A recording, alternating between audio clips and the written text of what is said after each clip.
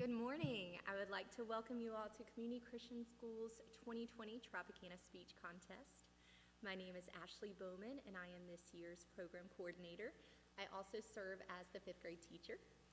We are very excited that you are here with us today, and I'm sure you will be blessed to see what our students have accomplished. Before we pray and begin our contest, I would like to pause for a moment and allow those in our audience time to silence any phones or devices.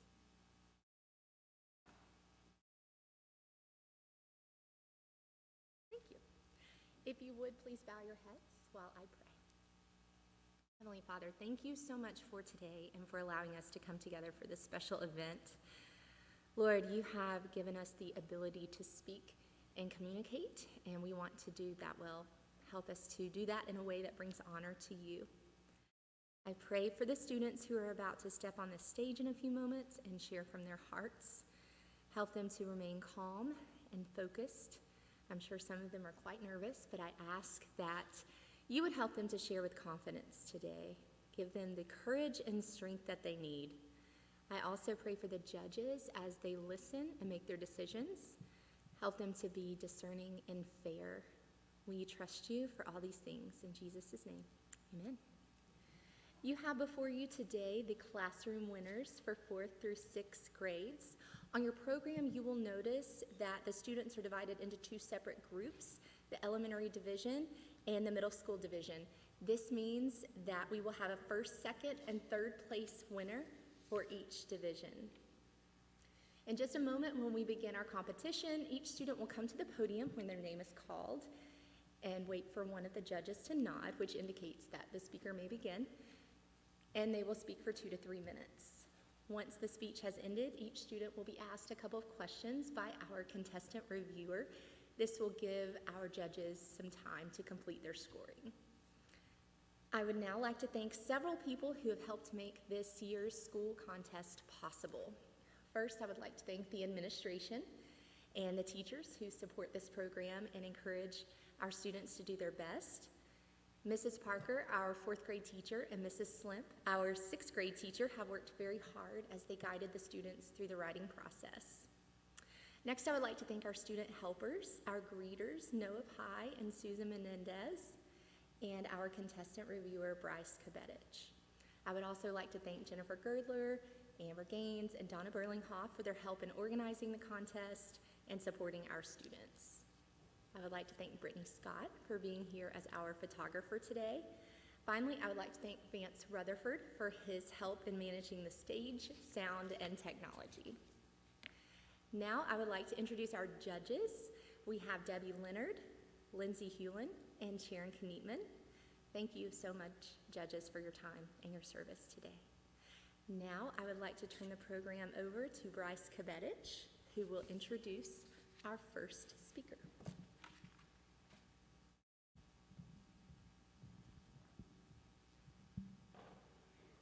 First, we have Jillian Hawkins, and her speech is titled, "A Tour Around Emerald Isle."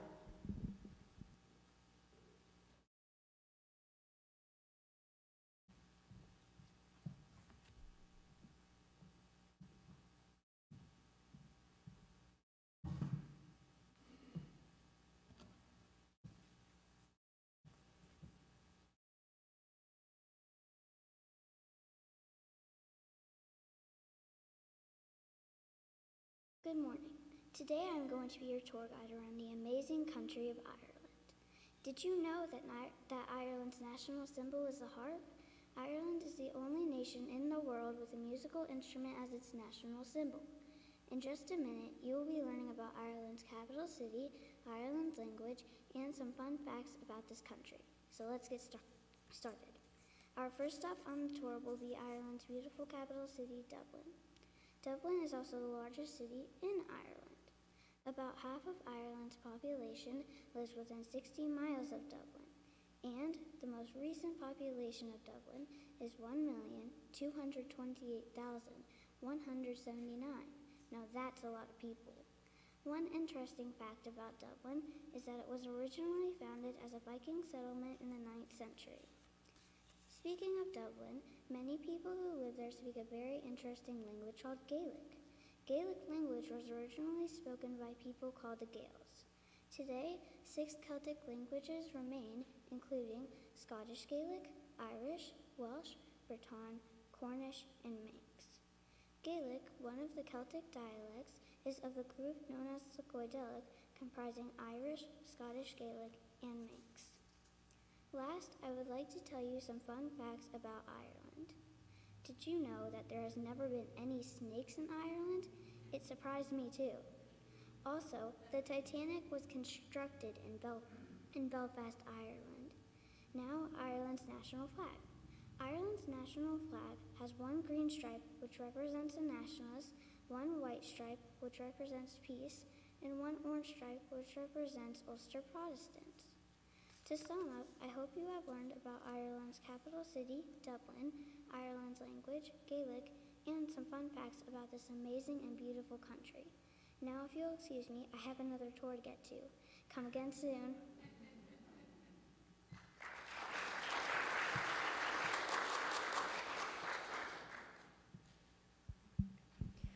What inspired you to write your speech about Ireland?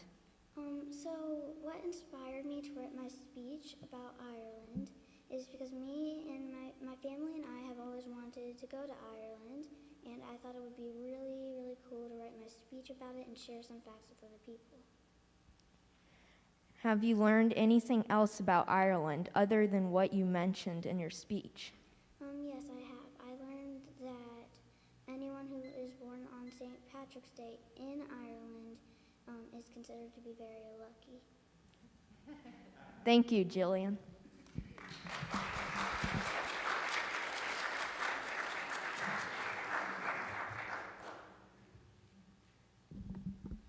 Next, we have Braden Gernhardt, and his speech is titled Chess.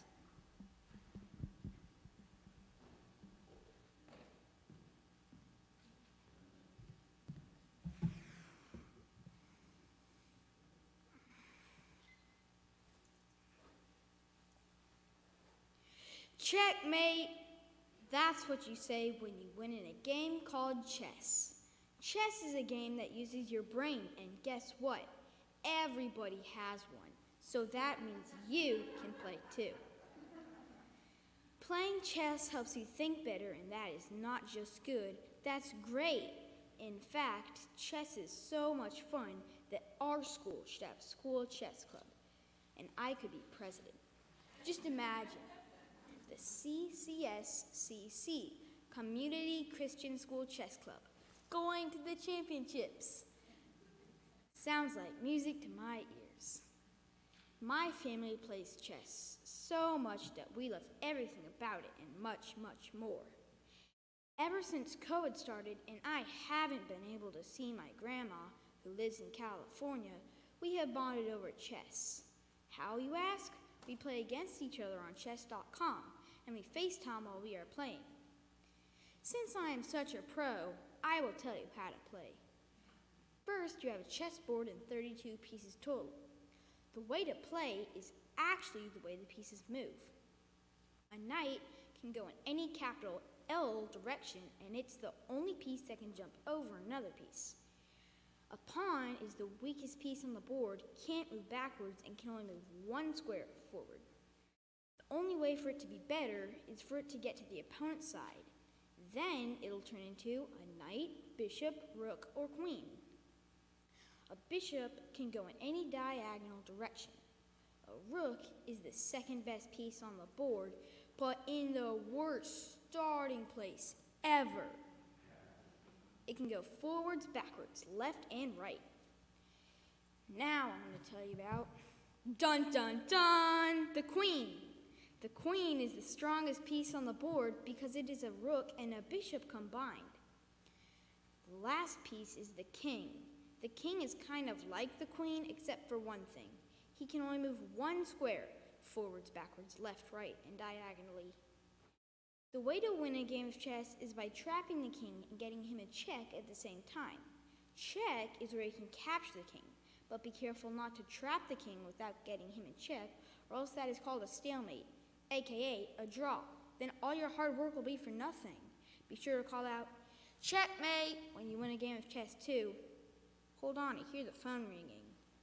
Hey, Grandma, what's that? You want to play chess?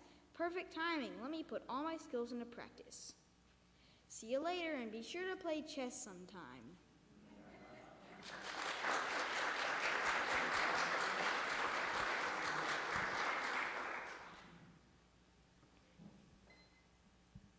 Who taught you how to play chess, and when did you learn?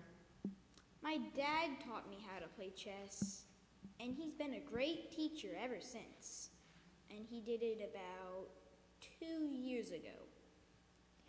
When you play with your family, who wins the most? When I play against my grandma or grandpa, I usually win, but against my dad, not very much. Thank you, Braden.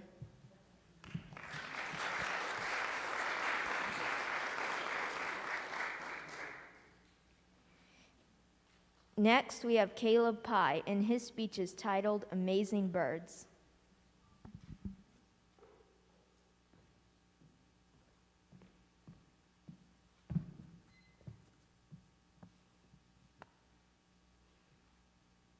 Did you know that birds have hollow bones to help them fly?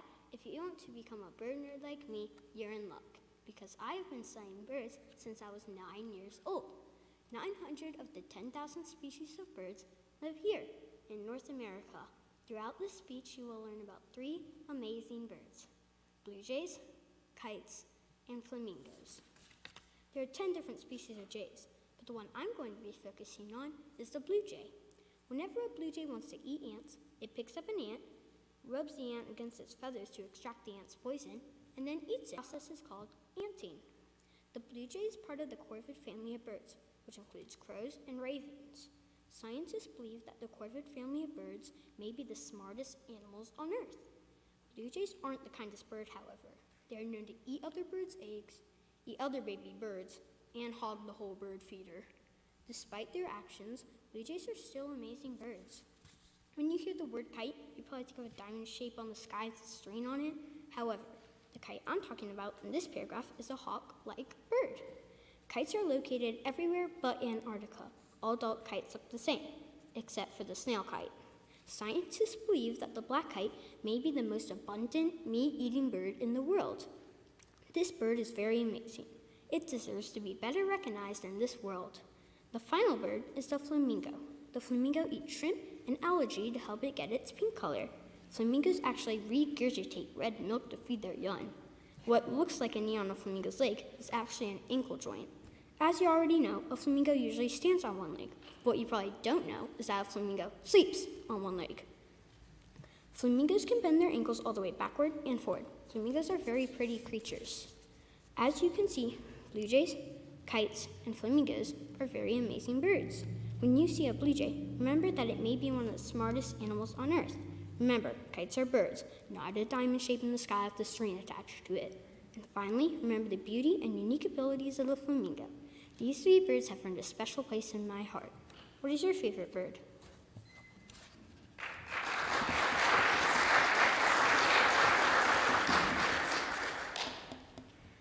Out of the 3 birds you described in your speech, which one is your favorite and why? Definitely the kite.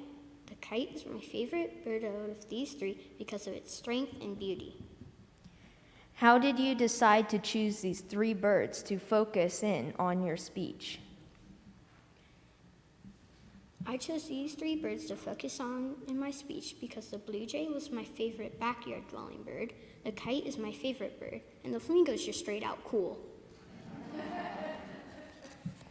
Thank you, Caleb.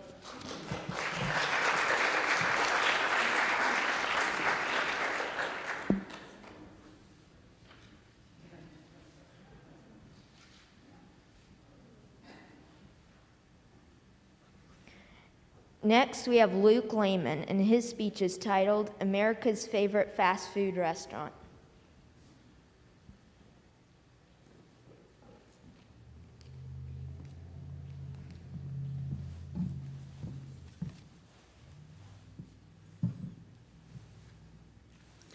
Would you like to make that a meal?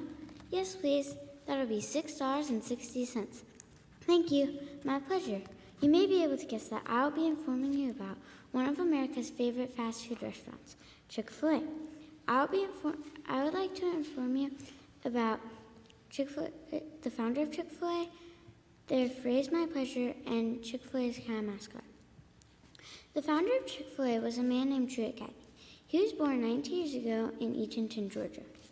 As a child, he would buy bottles of Coke, then sell them for a nickel each. Later in his life, he started a restaurant called the Dwarf Grill with his brother Ben. In the early 1960s, Mr. Cathy invented what is now known as the Chick-fil-A chicken sandwich. In 1967, Mr. Cathy, he opened his first Chick-fil-A just outside Atlanta, Georgia. Without this man, a favorite restaurant of many wouldn't even exist. As for the phrase "My pleasure," Mr. Cathy thought it would sound more pleasant if workers said something other than "You're welcome" every time a customer said thank you. After a long time of thinking, he decided on saying "My pleasure." This also ties in with their corporate motto, which is to glorify God by being faithful stewards of all that is entrusted to us and have a positive influence on all who come in contact with Chick-fil-A. Chick-fil-A's cat mascot also plays a big role in Chick-fil-A's history. It all began in 1995 when a cow with a paintbrush in its mouth painted the 3 words "Eat More Chicken" on a billboard. One question you might have is, why a cow? Here's why. At most fast food restaurants, they sell hamburgers, which is made of cow. But not at Chick-fil-A. That's why the cows hang out at Chick-fil-A, are happy at Chick-fil-A, and want you to eat more chicken and not them. As you can see, Chick-fil-A isn't a typical fast food restaurant. It has an amazing history and is very unique. Now you know more about the founder of Chick-fil-A, their famous phrase "My pleasure," and Chick-fil-A's cat mascot. Now head on over to one of America's favorite fast food chains and remember to eat more chicken.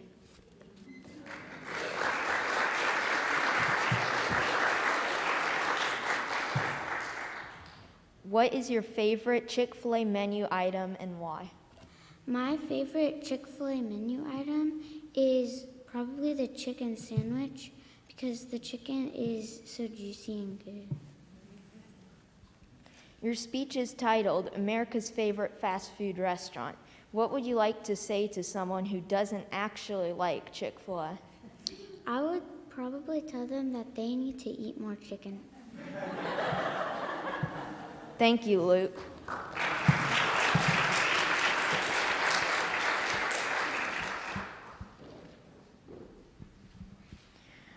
Last, for the elementary division, we have Clinton Scott, and his speech is titled The Wonders of Space.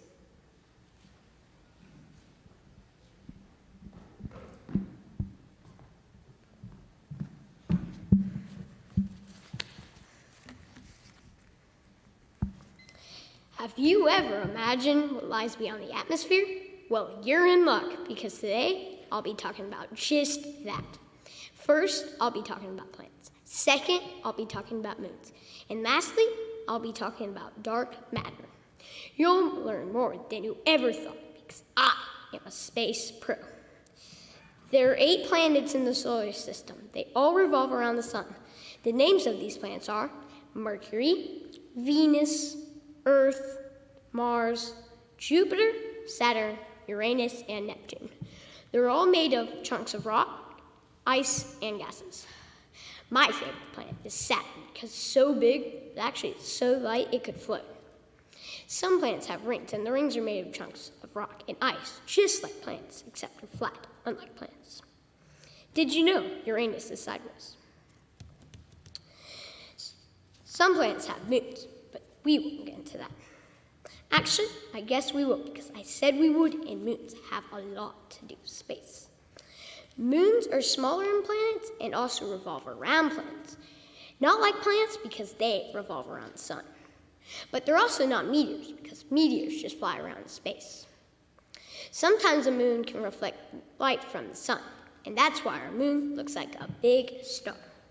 But farther than all that is dark matter.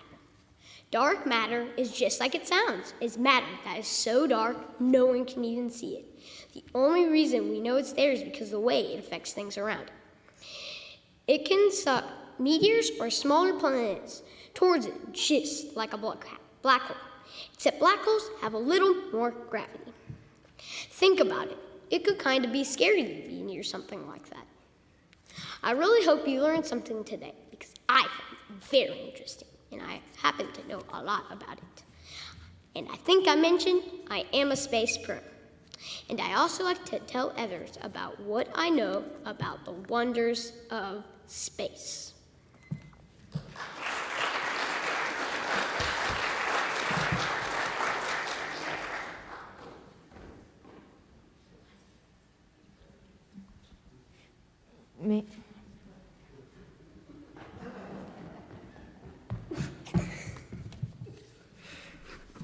What is the most interesting space fact you learned while doing the research for this speech? The most interesting space fact I learned was probably that a black hole is a collapsed star, so that means it's just one tiny point. Audience grew up learning about 9 main planets. Pluto is downsized into a dwarf planet in 2006. Do you think Pluto should be reinstated as one of the main planets? Why or why not?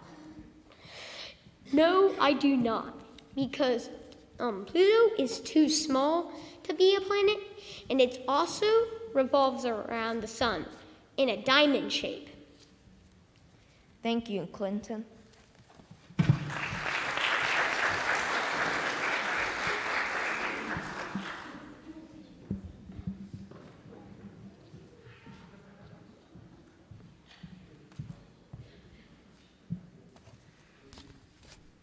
Thank you, 4th and 5th graders, for sharing your speeches. Let's give them one final round of applause.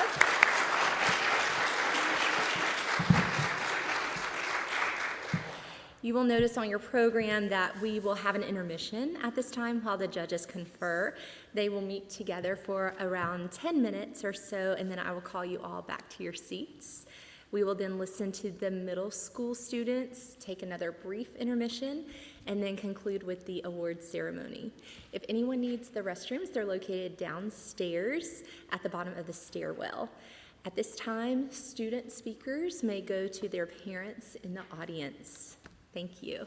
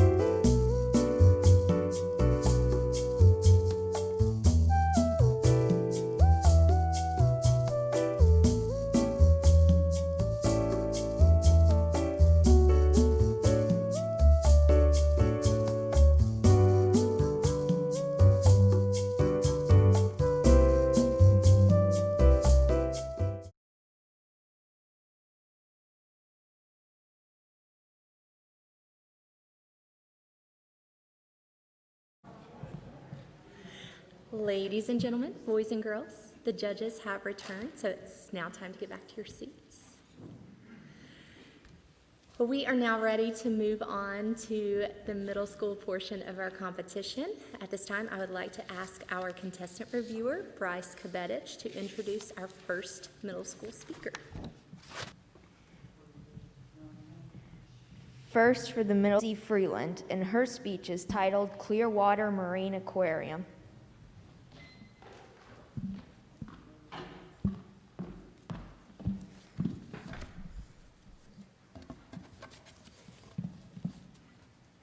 Seeing innocent dolphins hurting, suffering, even dying breaks my heart. Hearing about those things makes me very sad.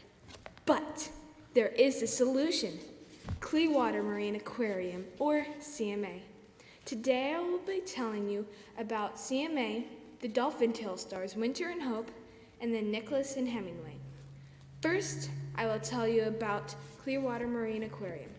CMA is a rescue, rehabilitation, and release organization. They rescue all types of sea animals like dolphins, sharks, turtles, otters, whales, stingrays, and an occasional pelican.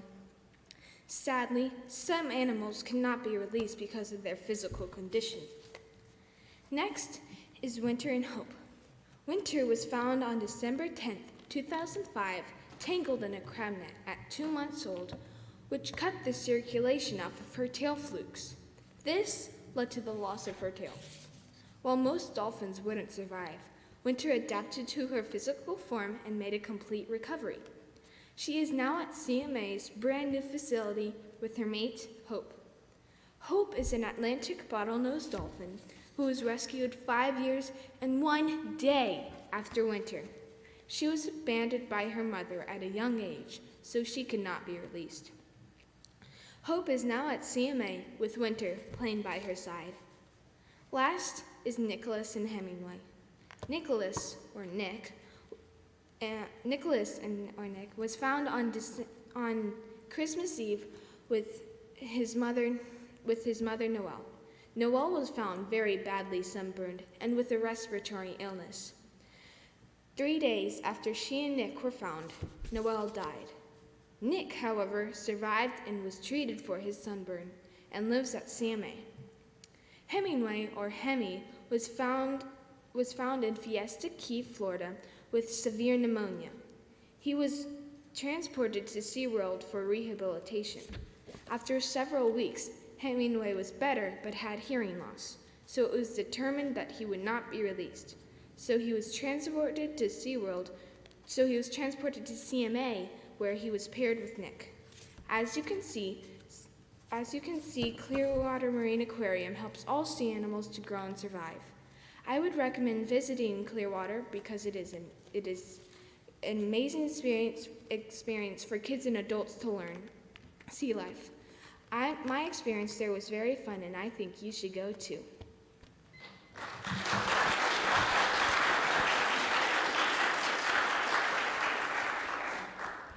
Can you tell us more about your experience at Clearwater Marine Aquarium? My experience there was very fun, and, sadly, Winter was not feeling very nice when I went, so she was very grumpy, but Nicholas and PJ, who is with Winter and Hope, and Hemingway wasn't rescued by then, so they were very fun, and Nicholas did all these kind of tricks, and it was really cool. What was your favorite animal to learn about and spend time with at CMA, and why? My favorite animal to learn about was the dolphin because, they're my favorite animals, so I gotta learn about them if they're my favorite animal. Thank you, Lindsay.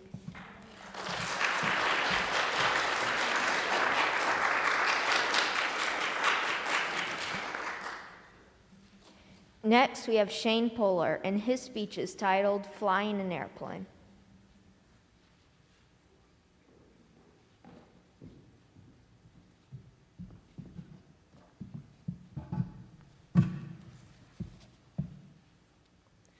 Welcome to Polar Airlines. Please fasten your seatbelts and enjoy our overly salted pretzels. Today, I will be telling you all about flying an airplane. There's a colossal amount of information to know, so some details I will be telling you about are the takeoff, the cruising in the air, and the landing. The first part of flying a $60 million plane is the takeoff.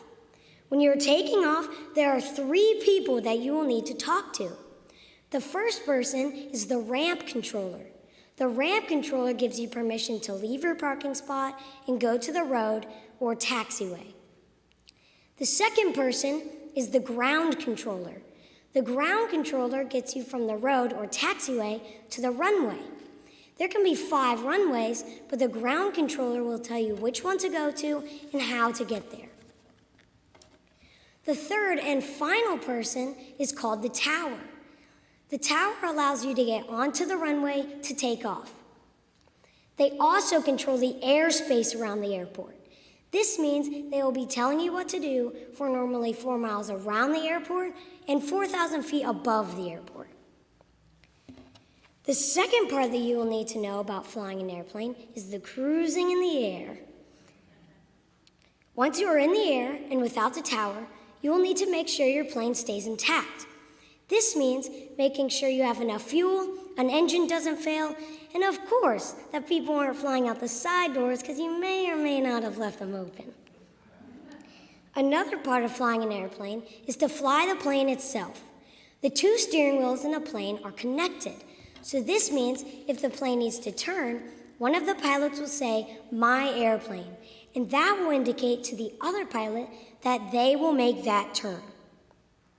Finally, when you are landing a $60 million plane, no pressure, you will need to be going 250 miles per hour or slower once you are below 10,000 feet. As you are getting close to the airport, the approach control comes in.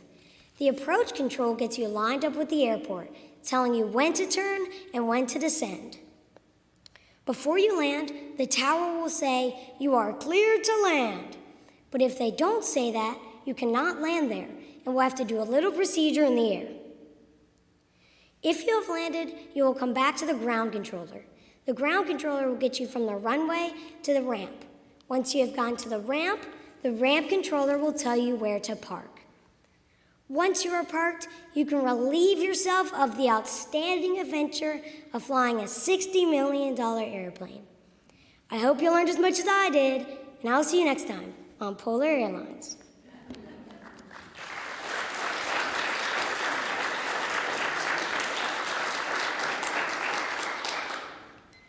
How do you know so much about what it's like to fly a private plane?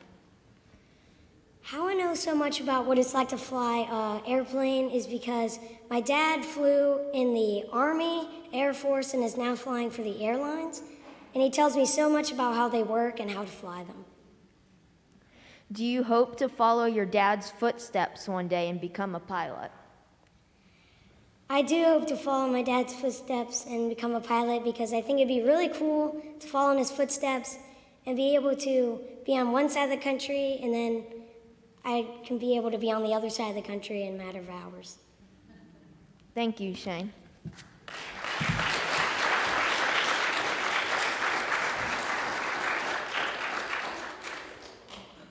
Finally, we have Karis Teague, and her speech is titled All About ADHD.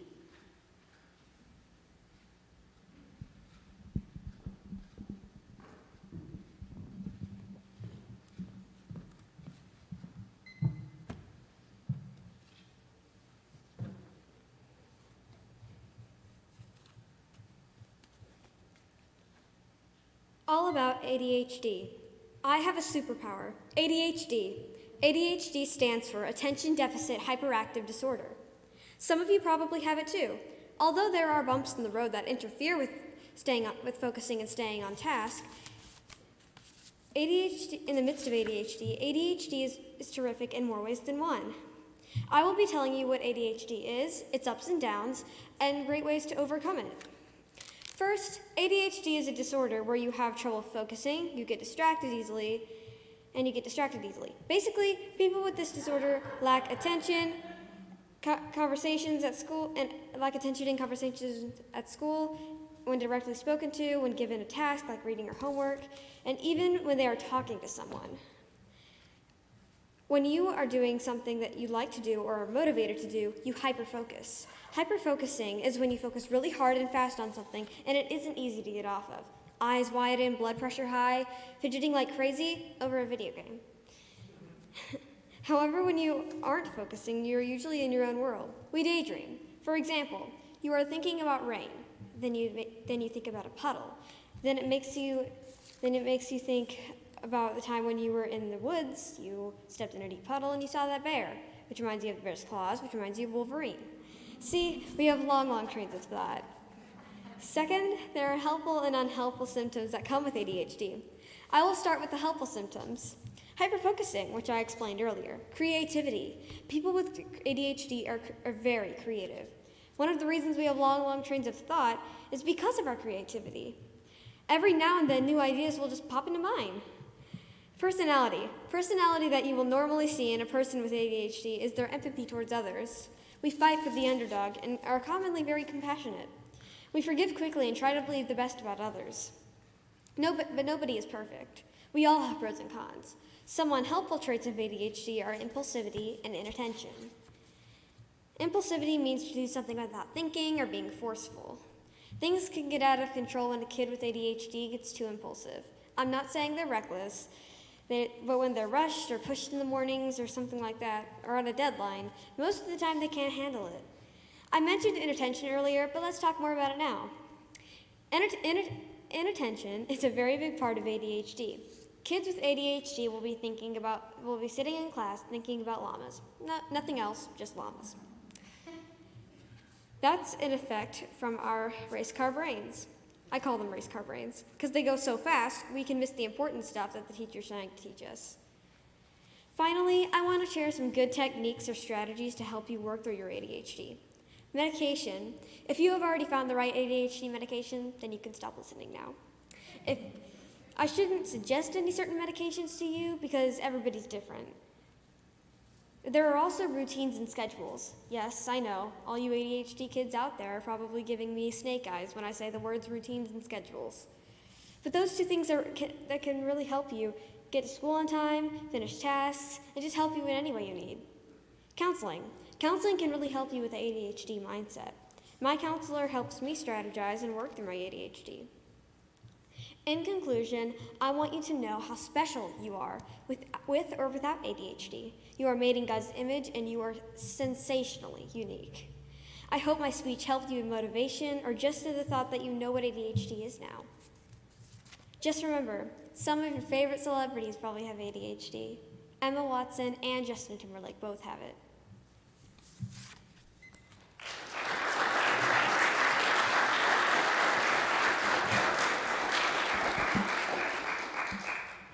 Thank you for being so open about your personal experience with ADHD. What would you have said that has been the most successful technique or strategy for you as you've learned how to cope with ADHD? Well, the most successful technique or strategy that helps me cope with ADHD, I'd say setting a timer while doing homework or completing a task. It breaks my tasks into more manageable chunks and gives my brain a break in between.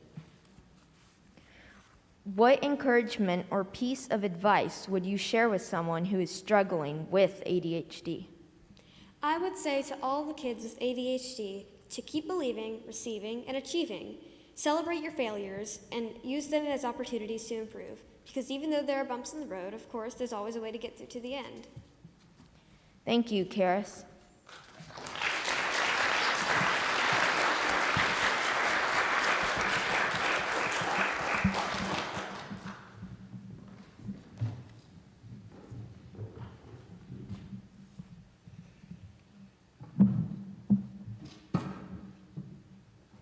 Thank you, sixth graders, for sharing your speeches. Let's give them a final round of applause.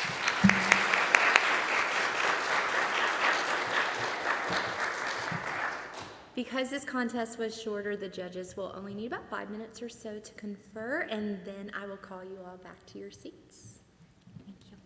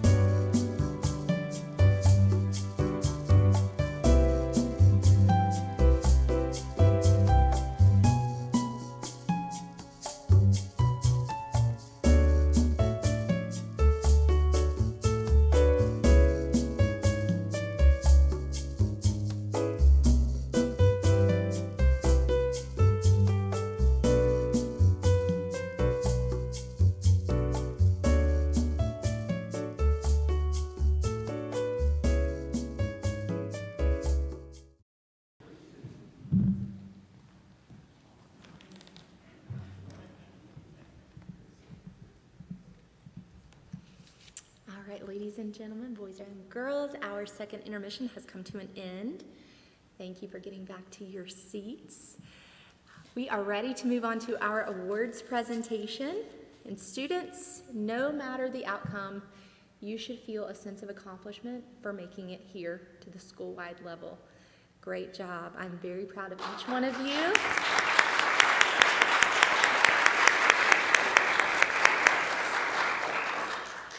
We're going to begin with the elementary awards. When I call your name, if you will come up to the awards table, Bryce will give you your medal, and then you may stand over to the side and wait until the end. We're going to get some group photos, okay? Third place for our elementary division, Clinton Scott.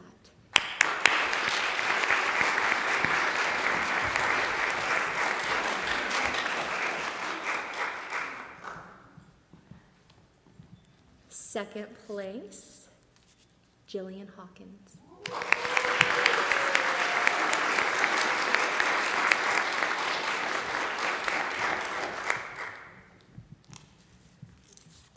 And first place, Braden Gernhardt.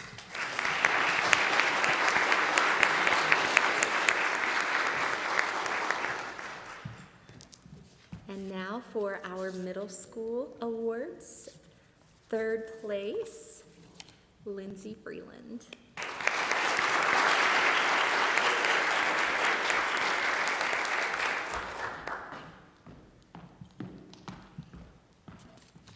Second place, Karis Teague.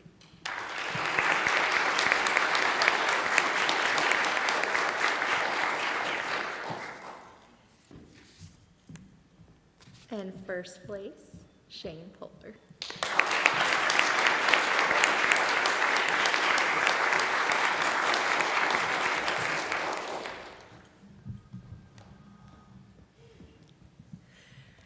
Thank you everyone for coming today. Speakers, even if you did not place, there's something for you on the awards table with your name on it, so please grab that before you leave. For the parents of today's speakers, please feel free to take your contestant off campus for lunch.